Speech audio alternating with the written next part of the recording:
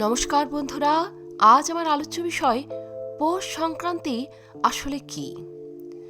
এই পৌষ সংক্রান্তি বা মকর সংক্রান্তিতে দান, স্নান ও জপ তপের জন্য শ্রেষ্ঠ কেন, তো চলুন শুনে নেওয়া যাক।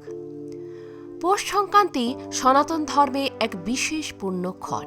এই দিনে সূর্য ধনু রাশি ত্যাগ করে মকর রাশিতে প্রবেশ করে এবং সূর্যের উত্তরায়ণ গতি শুরু হয়। শাস্ত্রমতে এই সময় মানব জীবনে পূর্ণ সঞ্চয়ের এক মহা সুযোগ। সূর্যের মকর গমন প্রসঙ্গে ধর্মশাস্ত্র বলে, মাঘে মকর গতে সূর্যে সর্বপাপ ক্ষয় নৃণাম। এর বাংলা অর্থ হল, মাঘ মাসে সূর্য মকর রাশিতে প্রবেশ করলে মানুষের সমস্ত পাপ ক্ষয়প্রাপ্ত হয়। এই কারণেই পৌষ সংক্রান্তি ও মকর সংক্রান্তিতে দান, স্নান ও জপ তপের জন্য শ্রেষ্ঠ। স্নান ও পবিত্রতার মাহাত্ম্য সম্পর্কে এরপরে জানুন। শাস্ত্রে বলা হয়েছে, সংক্রান্তাং য স্নানং কুর্যাৎ গঙ্গাদিষু বিশেষত সর্বপাপ বিনির্মুক্ত বিষ্ণুলোকে মহীয়তে। এর বাংলা অর্থ হল, সংক্রান্তির দিনে বিশেষত গঙ্গাদি পবিত্র নদীতে যে ব্যক্তি স্নান করেন তিনি সকল পাপ থেকে মুক্ত হয়ে বিষ্ণুলোক লাভ করেন। দান পুণ্যের মহিমা। পৌষ সংক্রান্তিতে দান অত্যন্ত ফলপ্রদ। বিশেষ করে তিল দানের কথা শাস্ত্রে বারবার বলা হয়েছে। তিল দানং মহাদানং সংক্রান্তাং বিশেষত শ্রিতম।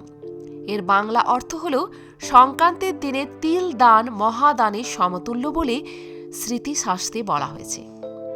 এরপর শুনুন, শ্রীমদ্ ভগবদ্গীতায় উত্তরায়ণের মাহাত্ম্য উল্লেখ করে বলা হয়েছে যে, অগ্নি জ্যোতির্রহ শুক্ল সনমাসা উত্তরায়ণম তত্র পয়াতা গচ্ছন্তি ব্রহ্মবিদ জানা।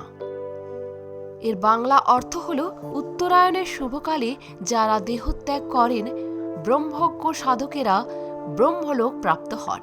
এই জন্যই মহাবীর ভীষ্ম উত্তরায়ণের প্রতীক্ষায় সরসজ্জায় অবস্থান করেছিলেন। পৌষ সংক্রান্তি কেবল শাস্ত্রীয় নয়, লোক ধর্মেরও উৎসব। নতুন ধান, পিঠাপুলির মাধ্যমে মানুষ প্রকৃতির প্রতি কৃতজ্ঞতা প্রকাশ করে। শাস্ত্র ও লোকাচারের এই মিলনই সনাতন ধর্মের সৌন্দর্য। জয় সনাতন, জয় দিবাকর। আজ এ পর্যন্তই।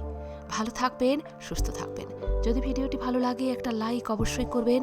আর আপনি যদি নতুন এসে থাকেন আমার চ্যানেলটিকে সাবস্ক্রাইব করে বেল আইকনটি প্রেস করতে ভুলবেন না। সবার আগে বেলা 11টায় পৌঁছে যাবে প্রতিদিন আপনার কাছে আমার ভিডিও।